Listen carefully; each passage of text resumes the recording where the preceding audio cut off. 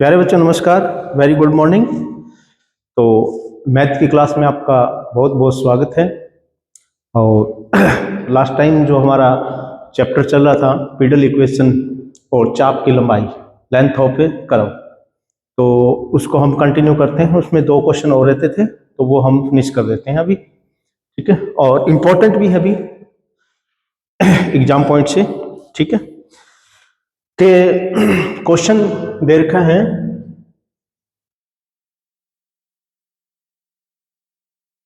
कि pedal equation ज्ञात करनी है। अभी हमें पीडल इक्वेशन किसकी ज्ञात करनी है? एलिप्स की। तो find the pedal equation of ellipse, ये क्वेश्चन दिया हुआ है। तो सबसे पहले एलिप्स का समीकरण क्या होता है? एक्स स्क्वायर बाय में a square y square by में b square is equal to 1। थोड़ी सी आकृति बनाएं।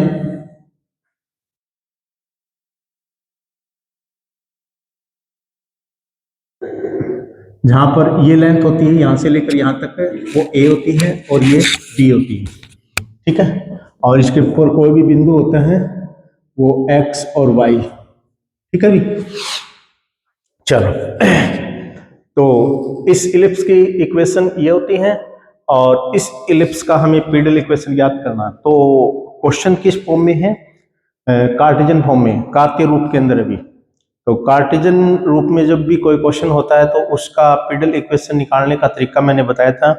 सबसे पहले हमें क्या ज्ञात करना पड़ेगा कि इस समीकरण का जो टेंजेंट है और उस टेंजेंट से मूल बिंदु से लंब डालेंगे तो वो लेंथ निकालनी पड़ेगी, ठीक है। पी ज्ञात करना पड़ेगा और पी और आर में हमें संबंध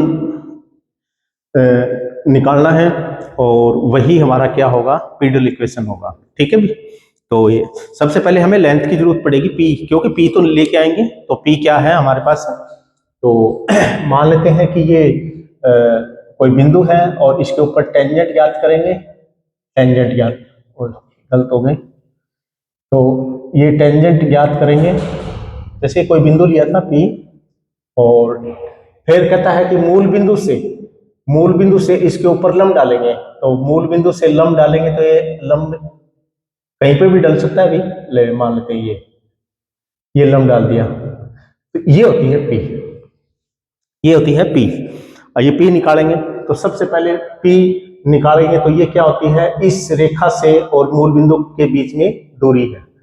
तो पहले इसका समीकरण ज्ञात करना पड़ेगा, इसका टेंजेंट का समीकरण ज्ञात करना पड़ेगा। तो जो इलिप्स का समीकरण है उस इलिप्स के समीकरण से अगर स्पर्श रेखा का समीकरण ज्ञात करना हो तो वो इजी होता है। छोटी क्लासों के अंदर हमें पढ़ चुके हैं। तो देखिएगा सॉल्यूशन में, तो we know that equation of tangent, ठीक है। टेंजेंट की इक्वेशन निकालना मतलब कोई भी मतलब बिंदु दिए होते हैं तो वहां से भी हम निकाल सकते हैं, बट स्पेशल केस है कि भी इलिप्स का टेंजेंट निकालने का एक तरीका होता है। क्या कि जो ये एक्स स्क्वायर और वाई स्क्वायर है ना उसको सिंगल पावर में कन्वर्ट कर दो। तो एक्स इंटू में एक्स बाई में ए स्क्वायर और वाई बाई इंटू में वाई बाई में b square is equal to 1, ठीक है। इनमें से एक जो चर है वो बिंदु को डिनोट करेगा और एक है वो चर को डिनोट करेगा, पहले वाले चर को। तो ये सेम दिखाई दे रहे हैं तो हम थोड़ा सा डिफरेंट कर देते हैं। क्या? पहले वाले जो चर हैं उनको हम इन वेरिएबलों को कैपिटल एक्स और ये एक्स, यानी इनको एक्स और इसको कैपिटल एक्स कैपिटल वाई का कन्वर्ट कर देते हैं और ये मान लेते हैं बिंदु जहां से वो रेखा गुजर रही है, यानी वो तो ये एक्स और वाई, ठीक है भी। तो इसको हम क्या एज इट इज रख देते हैं, प्लस वाई में ए स्क्वायर और प्लस में वाई अपॉन में कैपिटल वाई और बी स्क्वायर। यानी मैंने ये डिफरेंट इसलिए किया है क्योंकि ये सेम दिखाई दे रहे हैं। एक तो इनमें चर रखेंगे और एक हम बिंदु रखेंगे। तो ये समीकरण बन चुका है और ये समीकरण देखो क्या है, ध्यान से देखेंगे तो यानी एक्स बाई में a square capital x plus में वाई अपॉन में बी स्क्वायर और कैपिटल वाई और माइनस में 1 इज इक्वल टू 0। और ये समीकरण ए एक्स बी वाई और सी, यानी इसका समीकरण आ चुका है। इसका समीकरण x बाई में ए स्क्वायर कैपिटल एक्स और y बाई में बी स्क्वायर और कैपिटल वाई माइनस में 1 इज इक्वल टू 0, इसका समीकरण। और इसका समीकरण इस फॉर्म में आया है, किस रूप में, A x plus B y plus में सी की फॉर्म में। और ऐसा आ जाता है तो वहां से और किसी बिंदु के बीच की दूरी निकालते हैं, तो वो कैसे निकालते हैं वो तो मैंने पहले ही बताया था। तो यानी ये दूरी p है, तो अतः p लिखेंगे मूल बिंदु से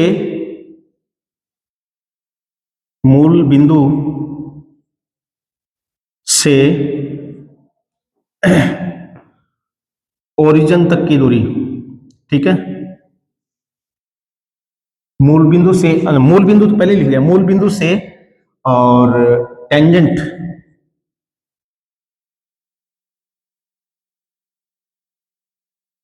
के मध्य दूरी। तो यानी वो क्या होगा, ए एक्स बी वाई सी। तो यानी एक्स और वाई की जगह क्या पुट कर देंगे, 0 0। तो यानी ये 0 0 हो जाएगा, बचेगा क्या, -1। और ये ऊपर वाला पोर्शन हो गया -1 का मोड बाई में एक्स का गुणांक ये रहा, एक्स बाई में ए का स्क्वायर प्लस में वाई का गुणांक ये रहा, वाई बाई में बी स्क्वायर का स्क्वायर का √2। ठीक है, तो ये क्या बन जाएगा 1 बाई और एक्स स्क्वायर ए की 4 और वाई स्क्वायर बी की 4। ठीक है भी, ये बन चुका है हमारा। तो अब हमें P तो निकाल लिया, बट P क्या है, किस रूप में आया है, एक्स वाई की फॉर्म में आया है। बट हमें पता फाइनल जो आंसर हमें चाहिएगा P और R के अंदर चाहिएगा, तो हमें एक्स वाई को भी ओमिट करना पड़ेगा, एक्स वाई को हमें निकालना पड़ेगा यहां से। तो समीकरण P और R के अंदर लेकर आना है। तो इस x और y को खत्म करने के लिए क्या क्या करेंगे, हमारे पास क्या क्या है।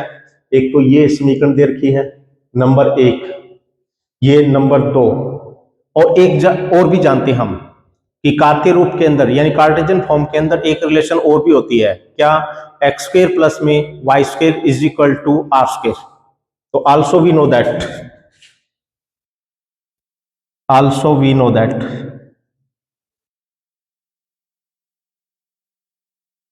क्या, एक्स स्क्वायर प्लस में y square is equal to r square होती है। ठीक है, तो हमारे पास ये समीकरण नंबर 3। अब 1, 2 और 3 समीकरण से x और y को खत्म कर देंगे। ठीक है, और p और r के अंदर संबंध लेके आएंगे। इन तीनों समीकरणों से x y को हमें खत्म करना है, और इस प्रकार से। तो जो समीकरण नंबर फर्स्ट है, फ्रॉम फर्स्ट एंड थर्ड से, फ्रॉम फर्स्ट से क्या है, पहले बात तो एक्स स्क्वायर बाई में ए स्क्वायर को यहीं रहने दो, इज इक्वल टू 1 माइनस में वाई स्क्वायर बाई में बी स्क्वायर। ठीक है भी, मतलब ये पोर्शन इधर लेके चला गया मैं। ठीक है भी, अब यहां पर हमें क्या करना है कि y का मान भी पुट करेंगे। y का मान कहां से, y का मान यहां से जो थर्ड है, y का मान कितना होगा, आर स्क्वायर माइनस में एक्स स्क्वायर। तो y square is equal to r square minus में एक्स स्क्वायर, इसकी वैल्यू यहां पे पुट कर दो। तो अतः एक्स स्क्वायर बाई में ए स्क्वायर किसके बराबर हो गया, 1 माइनस में y square, r square minus में एक्स स्क्वायर बटे में बी स्क्वायर। ठीक है, एलसीएम वगैरह निकालो तो निकाल दो, इसको थोड़ा सा अलग अलग कर दोगे तो ये क्या बन जाएगा, बी स्क्वायर माइनस में आर स्क्वायर, ये माइनस थोड़ा ध्यान से देखना भी, और ये क्या बन जाएगा आर स्क्वायर बाई में ये एलसीएम निकालेंगे, बी स्क्वायर माइनस में आर स्क्वायर माइनस माइनस में प्लस में एक्स स्क्वायर और प्लस का एक्स स्क्वायर और सभी के नीचे बी स्क्वायर। तो बी स्क्वायर, इनके नीचे तो बी स्क्वायर लिख दूंगा मैं अलग से, और इसके नीचे बी स्क्वायर अलग से लिख दो। ठीक है, अब ये x का पोर्शन है, इधर वापसी ले जाओ, तो एक्स स्क्वायर बाई में ए स्क्वायर माइनस में एक्स स्क्वायर बाई में b square is equal to b square minus में आर स्क्वायर बाई में बी स्क्वायर। ठीक है, इसमें से एक्स स्क्वायर कॉमन निकाल दो, एक्स स्क्वायर यानी 1 बाई में ए स्क्वायर माइनस में 1 बाई में b square is equal to b square minus में आर स्क्वायर बाई में बी स्क्वायर। ठीक है भी, यहां से x का मान निकल जाएगा। x का मान किसकी फॉर्म में निकलेगा, r की फॉर्म में और कांस्टेंट की फॉर्म में निकलेगा। कांस्टेंट हो जाए कोई दिक्कत नहीं है, मतलब जो पीडल इक्वेशन है उसमें कांस्टेंट आ जाओ कोई दिक्कत नहीं है, बट हमें p और r के अंदर ही रखना, चर नहीं आने चाहिए x और y। ठीक है, तो एक्स स्क्वायर का मान कितना हो जाएगा, इसका एलसीएम वगैरह लेंगे तो x square into b square minus में ए स्क्वायर और बाई में a square b square is equal to b square minus में आर स्क्वायर और बाई में बी स्क्वायर। ठीक है भी, अब इसको इधर लेके चले जाएं तो मल्टीप्लाई में हो जाएगा, तो अतः x square is equal to किसके बराबर हो जाएगा, बी स्क्वायर माइनस में आर स्क्वायर बाई में बी स्क्वायर इंटू में ये ऊपर चला जाएगा ए स्क्वायर बी स्क्वायर और बाई में बी स्क्वायर ए स्क्वायर।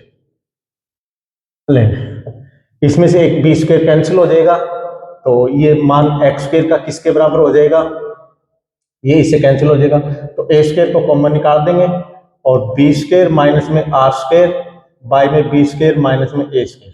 ठीक है भी, ये बन चुका है एक्स का मान, एक्स स्क्वायर का मान। इसी प्रकार सिमिलरली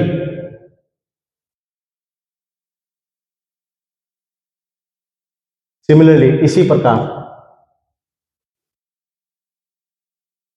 वाई स्क्वायर का मान निकालेंगे तो ये ए स्क्वायर है तो बी स्क्वायर आ जाएगा, और ये उल्टा आ जाएगा भी, ये आर स्क्वायर माइनस में जहां पर ए स्क्वायर है वहां पर बी स्क्वायर। ठीक है, तो ये किसके बराबर हो जाएगा, ये आर स्क्वायर आ जाएगा और माइनस में ए स्क्वायर, ये आप फाइंड कर लेना, और ये बी स्क्वायर माइनस में ए स्क्वायर। ठीक है, इसी प्रकार ये निकालेंगे। अब ये दोनों एक्स स्क्वायर और वाई स्क्वायर के मान आप कहां पे पुट कर दोगे, यहां पे पुट कर दोगे, इसमें पुट कर दोगे। ठीक है, इसमें पुट कर दोगे एक्स स्क्वायर और वाई स्क्वायर का मान, तो आता है 2 से, तो P is equal to 1 by में एक्स स्क्वायर का मान पुट करोगे, या तो फिर ये काम करते हैं इसको थोड़ा सा सिंपल कर लेते हैं। ठीक है, और नहीं तो फिर यहीं पर मान पुट करना पड़ेगा। एक काम थोड़ा सा और भी कर सकते हैं, थोड़ा सा सिंपल हो जाएगा। इसको लिखने का जो तरीका है वो क्या रखेंगे, इसको लिखने का तरीका एक्स स्क्वायर बाई में ए स्क्वायर और 1 बाई में ए स्क्वायर प्लस में 1 बाई में बी स्क्वायर और वाई स्क्वायर और ये बी स्क्वायर। ठीक है भी, ये मान, और यहां से भी एक काम करते हैं, ए स्क्वायर को नीचे ले आते हैं, ए स्क्वायर को। ठीक है, और यहां से भी बी स्क्वायर को नीचे ले आते हैं। ठीक है भी, अब एक्स स्क्वायर ए स्क्वायर का मान क्या पुट करेंगे, ये थोड़ा सा सिंपल हो गया, मतलब तो 1 बाई में ए स्क्वायर और एक्स स्क्वायर ए स्क्वायर का मान कितना है, बी स्क्वायर माइनस में आर स्क्वायर और बी स्क्वायर माइनस में ए स्क्वायर प्लस में 1 बाई में b square, y square b square का मान कितना है, आर स्क्वायर माइनस में ए स्क्वायर और बी स्क्वायर माइनस में ए स्क्वायर, और ये P है। बाकी तो आंसर आ चुका है, बस थोड़ा सा इसको आपने मॉडिफाई करना है, एलसीएम वगैरह लेके, और आप कर सकते हो इसमें बी स्क्वायर माइनस में ए स्क्वायर को कॉमन निकाल दोगे। ठीक है, और फिर इनका एलसीएम निकाल सकते हो।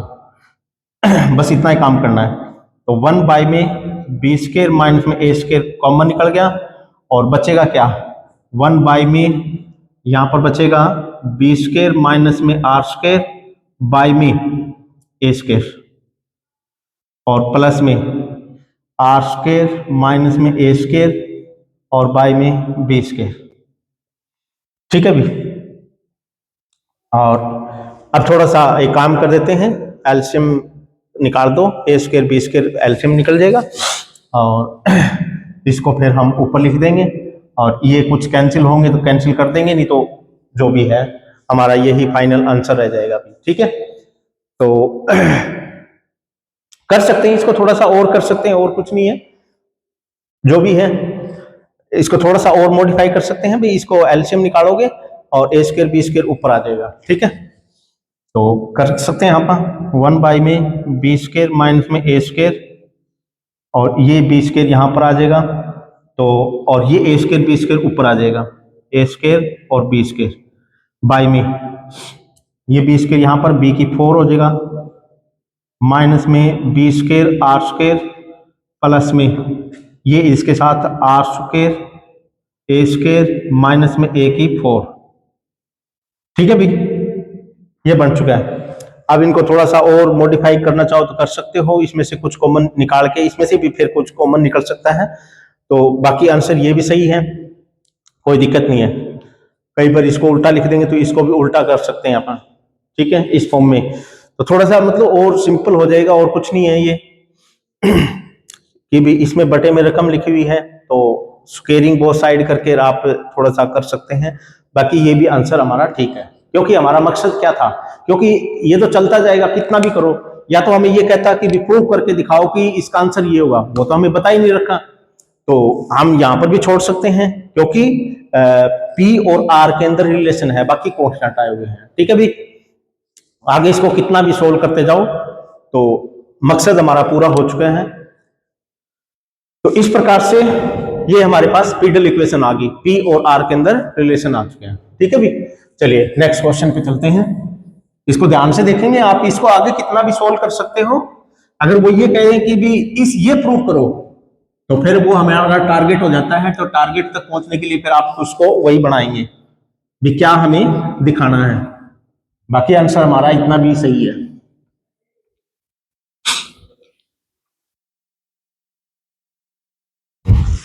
लास्ट क्वेश्चन है भी इसका, लास्ट क्वेश्चन क्या है, find the pedal equation of A asteroid. एक पैरामीट्रिक फॉर्म में क्वेश्चन दे रखा है और उसका हमें क्या निकालना है, पीडल इक्वेशन निकालना है, और वो एस्टेरॉइड है। एस्टेरॉइड का समीकरण हमें याद रखना चाहिए वैसे तो, x की 2/3, x की 2/3, y की 2/3 और इज इक्वल टू a की 2/3, ठीक है भाई, ये होता है एस्टेरॉइड, ये एस्टेरॉइड होता है।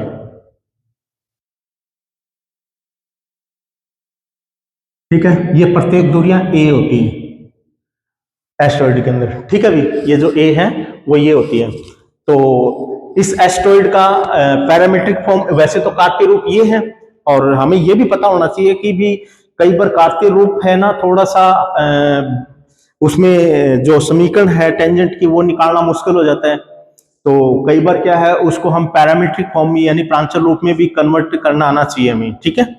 तो x की ऐसी क्या वैल्यू पुट, x और y की ऐसी क्या वैल्यू पुट करो ताकि लेफ्ट साइड और राइट साइड बराबर हो जाए, तो जो चीज पुट करोगे वही हमारे प्रांचल होते हैं, ठीक है। नए चर के अंदर, नए चर यानी t के अंदर x का मान t की फॉर्म में ऐसा क्या पुट करें x की जगह, और इसी प्रकार y का मान t की फॉर्म में ऐसा क्या वैल्यू पुट करें कि लेफ्ट साइड और राइट साइड दोनों बराबर हो जाए। तो देखिए हमें पता है कि भी स्क्वायर है 1/3, 1/3 कैंसिल हो जाए कैसे न कैसे करके, ठीक है, और 1/3 इसमें भी कैंसिल हो जाए कैसे न कैसे, तो जो पुट करेंगे उसमें क्यूब रखेंगे, ठीक है, तो ताकि 1/3 कैंसिल हो जाए, और फिर साथ में आप क्या रखेंगे, एक में साइन और एक में कोस रखेंगे, तो साइन का स्क्वायर हो जाएगा, कोस का भी स्क्वायर हो जाएगा, साथ में फिर हमें पता है कि राइट साइड में a की 2/3, तो दोनों में a की 2/3 रख देंगे, ठीक है। तो यहां पर देखिए सॉल्यूशन में प्रांचल रूप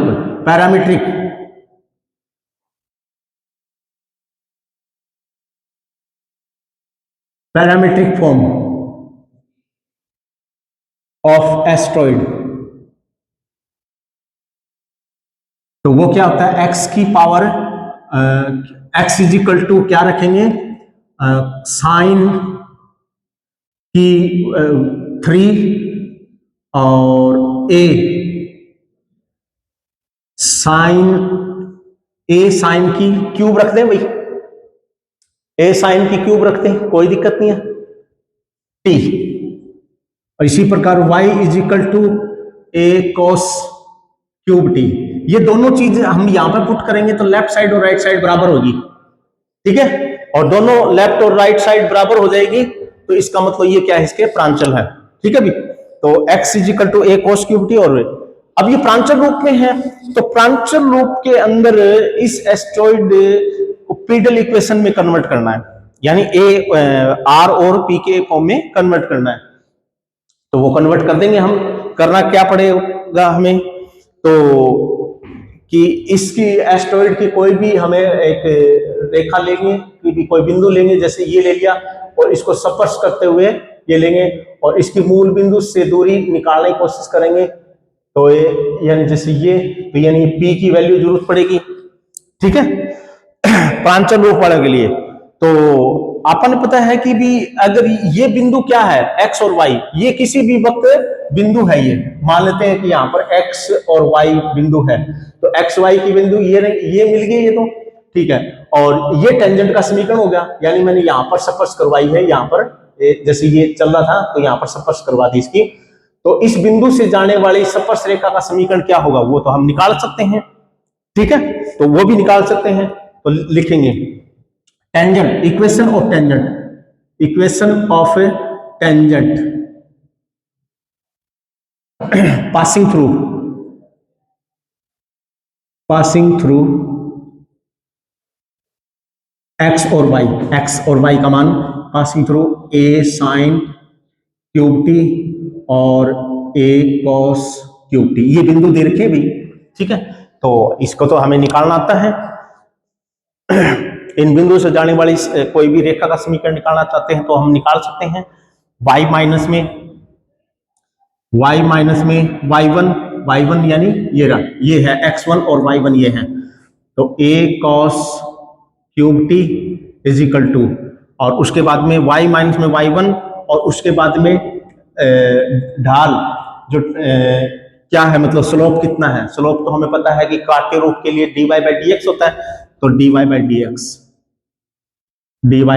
dx, उसके बाद में x माइनस में x1 क्या है, ये रहा a साइन क्यूब टी, ठीक है।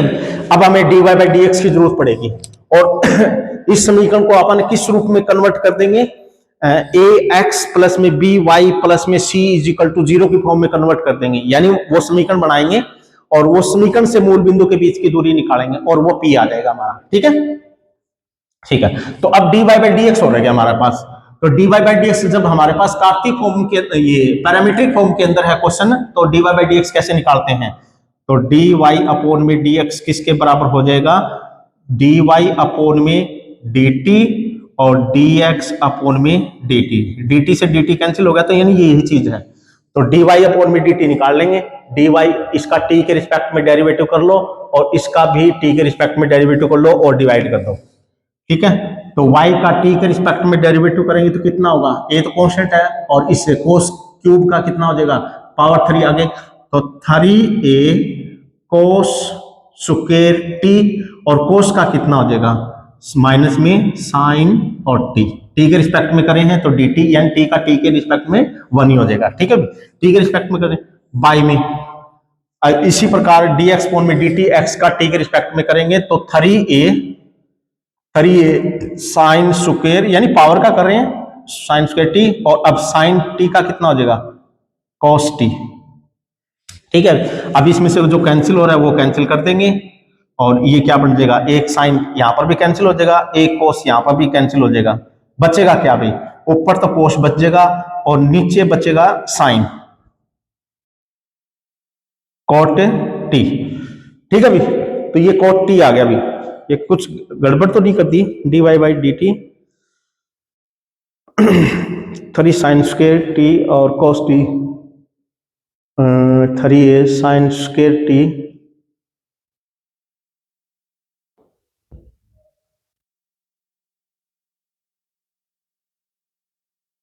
थोड़ी सी गड़बड़ मैंने भी कर रखी है, x की वैल्यू होती है a cos टी भाई, a cos क्यूब टी, और ये साइन होता है, ये थोड़ी सी गड़बड़ होगी, साइन क्यूब टी, ठीक है, कोई बात नहीं, ये आगे पीछे कर देंगे, ये cos cube T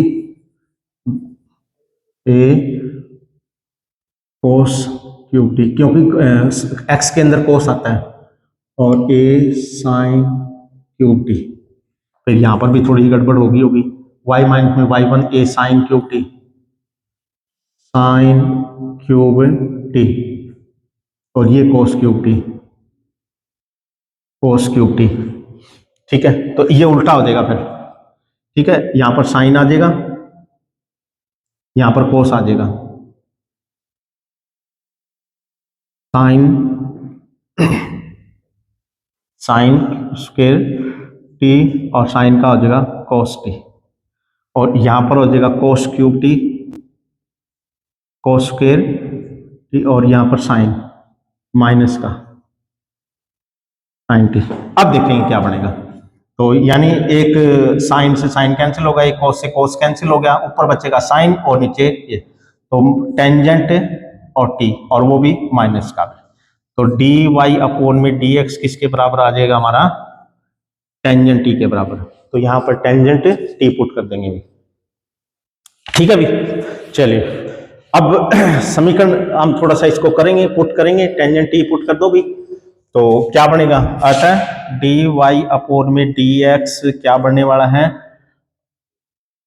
Y D Y by D X कितना बनने वाला है, नहीं D Y by D X नहीं, ये समीकरण क्या बनेगा, वाई माइनस में A sine cube T is equal to minus में टेंजेंट ऑफ टी, और एक्स माइनस में ए कॉस क्यूब टी।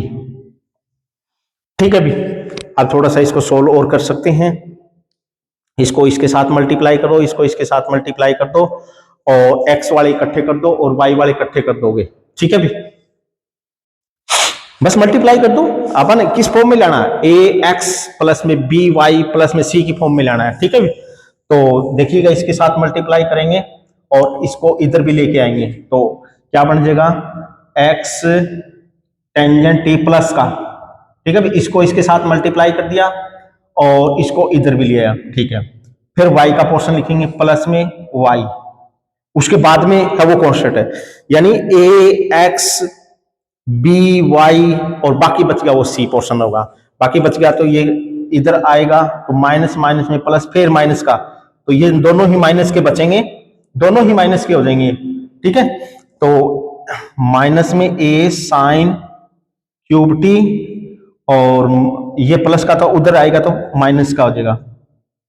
ठीक है भी, माइनस का ए कोस क्यूब टी और टेंजेंट टी और इज इक्वल टू 0। अब इसको थोड़ा सा सोल्व कर लो, इसको ये साइन बाई में कोस, एक कोस कैंसिल हो जाएगा। ठीक है, तो थोड़ा सा सिंपल और बना सकते हैं इसको। सिंपल बनाने के बाद में जो भी बचेगा वो कैंसिल वेंसिल होने के बाद में ए साइन टी बच जाएगा ओनली ये।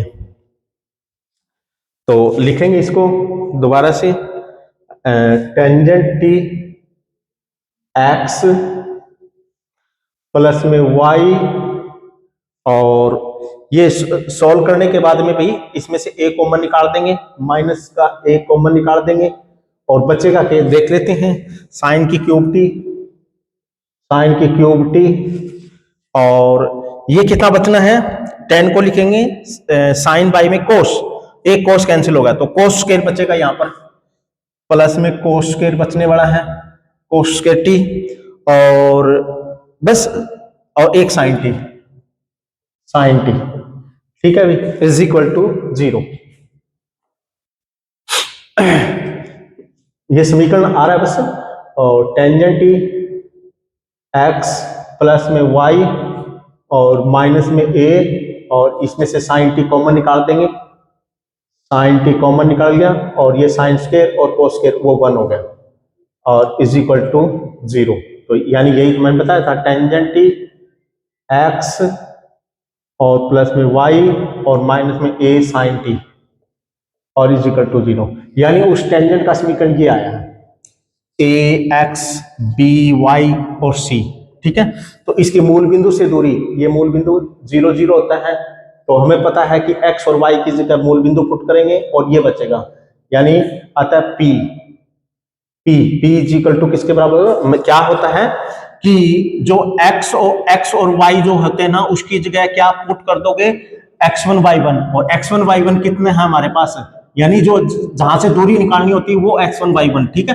तो ये तो 0 0 है, तो यहाँ पर 0, यहाँ पर 0, तो यानी ये सारा 0, तो ये बचेगा, ये इसका फिर मोड, a sin t का मोड, यानी माइनस था ये प्लस का बन जाएगा बस, बाई में अब x का स्क्वायर यानी x के गुणांक का स्क्वायर tan स्क्वायर t, और y का गुणांक कितना 1, 1 का स्क्वायर यानी 1, और इसका अंडर, तो p इज इक्वल टू किसके बराबर होगा, a sin t, और बाई में tan square plus secant square, और यानी ओनली सीकेंट t,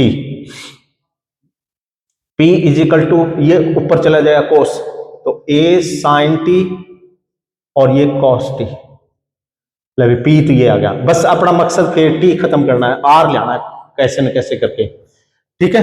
तो r ले आएंगे, तो r कैसे ले आएंगे, हम जानते हैं कि भी क्वेश्चन कार्तीय रूप में भी था, तो r क्या होता है हमें पता है कि किसी भी वक्र के लिए r क्या होता है, x स्क्वायर प्लस में y स्क्वायर, ठीक है। तो also we know that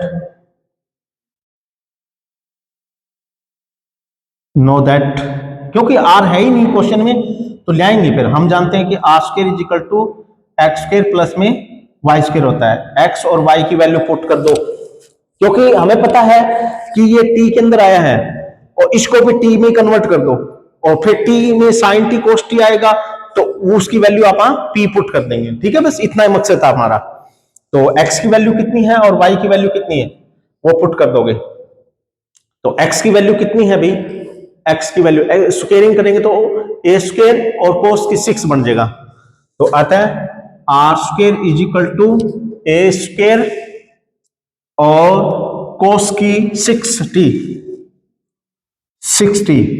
y की वैल्यू भी पुट करेंगे और इसका स्क्वायर करेंगे, तो y square b a square sine की 6, तो a स्क्वायर कॉमन निकाल दिया, और ये है साइन की 6t लेवल। बस इसमें से और इसमें से काम करते हैं कि ये t को खत्म कर देते हैं, बस इतना मकसद है। ये समीकरण नंबर 1 हो गया और ये समीकरण नंबर 2 हो गया, 1 व 2 से, 1 व 2 से, तो लिखेंगे r square is equal to a square, इसको लिखने का स्टाइल क्या होगा भाई, ये थोड़ा ध्यान से देखेंगे, कोस की स्क्वायर t प्लस में साइन की क्यूब, और क्यूब t का होल स्क्वायर माइनस में 3 sine square t cos square t। ये थोड़ा सा ध्यान से देखेंगे भी कि वास्तव में ठीक लिखा हुआ है, हाँ, और साथ में इनटू में 3ab और a प्लस में b, a और b कितना था हमारे पास क्वेश्चन के अंदर, मैंने गलती दिया भाई, स्क्वायर और 3, और फिर यहां पर क्या लिखा जाएगा, इनटू में a स्क्वायर प्लस में b स्क्वायर, यानी साइन स्क्वायर प्लस में कॉस स्क्वायर t, ठीक है भी, ठीक है, बस सही है, कोई दिक्कत नहीं है। ये फिर 1 है, यानी a स्क्वायर तो कॉमन है ही, a स्क्वायर तो कॉमन है ही, ये 1 हो गया, 1 माइनस में, और ये भी 1 हो गया, साइन स्क्वायर प्लस कोस के फिर 1, तो ये 1 माइनस में 3 साइन स्क्वायर टी और कोस स्क्वायर टी, ठीक है भी, और ये है r स्क्वायर, बस हो गया काम। एक काम करते हैं, यहां पर 1 से देखिएगा क्या है, साइन टी कोस टी का मान यहां पे पुट कर दो, बस साइन टी कोस टी का मान कितना है, p बाई में a, तो यहां पर p बाई में a, ये एक काम करते हैं, ये स्क्वायर है ना, दोनों के ऊपर इकट्ठा लगा देते हैं, और यहां पर क्या लिख देंगे, p बाई a, तो r स्क्वायर बाई में इसको ले आना चाहो तो ले आओ, r square is equal to a square, 1 minus में 3, और ये क्या है, p बाई में a, p स्क्वायर बाई में a स्क्वायर, और इसको सोल्व कर दो। अब इसका एलसीएम निकाल दो, r square is equal to a square और a स्क्वायर माइनस में 3p स्क्वायर, बाई में ए स्क्र से ए स्क्र कैंसिल हो गया, तो r square is equal to a square minus में 3p²। ठीक है, 3p² को इधर ले आओ, 3p² को इधर ले आओ, आर स्क्र को इधर ले आओ, तो 3p² इज इक्वल टू इधर ले आएंगे तो ए स्क्र माइनस में आर स्क्र। ठीक है, इसको इधर ले आना चाहो तो p² इज इक्वल टू, वही आगे कितना है बढ़ा लो, चाहिए भी कितना सोल्व करते जाओ। ठीक है, कितना सोल्व करते जाओ, एंडिंग थोड़ी होती है। या तो हमें कहो टारगेट दो कि भी ये बनाना है, बाकी ये भी आंसर है, इससे पहले वाला स्टेप भी आंसर है। ठीक है, तो इस प्रकार से हम पीडल इक्वेशन निकालते हैं।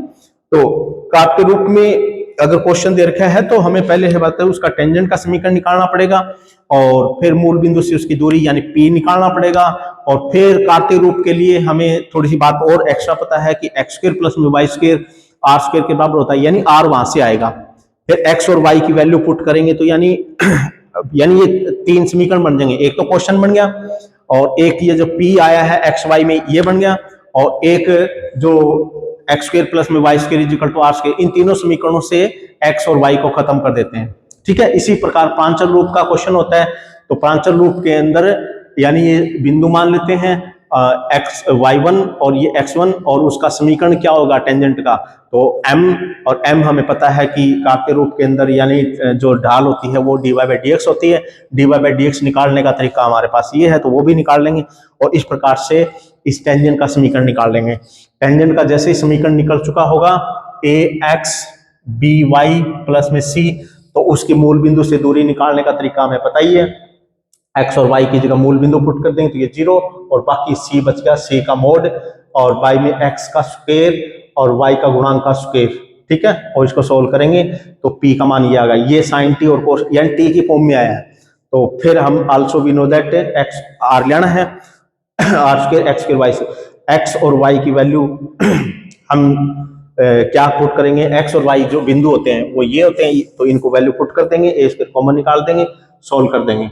तो यानी ये sin t cos t के अंदर आ गया, sin t cos t के अंदर यही था, तो इसकी वैल्यू हमें पता है कि p बाई में ये एक और नीचे ले आएंगे और यहाँ पर पुट कर देंगे, और इसको सॉर्ट आउट कर देंगे, p और r और के अंदर समीकरण आ गया। ठीक है, तो इस प्रकार से ये पीडल इक्वेशन रेडी हो गई। ठीक है भाई, तो ये हमारा जो टॉपिक था पीडल इक्वेशन और लेंथ ऑफ ए कर्व, तो ये हमारा कंप्लीट हो चुका है। अब नेक्स्ट वीडियो के अंदर हम जो चाप यानी कर्व होती है उसका डेरिवेटिव हमें पढ़ेंगे, तो वो कहाँ पे काम आएगा, तो वो एसिम्पटोट वगैरह है वहां पर काम आएगा, कर्व ट्रेसिंग के अंदर काम आएगा, तो इसलिए हमें थोड़ी सी जरूरत पड़ेगी। ठीक है, तो उस टॉपिक को और पढ़ेंगे, फिर उसके बाद में ये पहला चैप्टर कंप्लीट हो जाएगा। ठीक है भाई, तो तब तक के लिए थैंक यू, वो हम नेक्स्ट वीडियो में करेंगे। चलो ठीक है, ओके।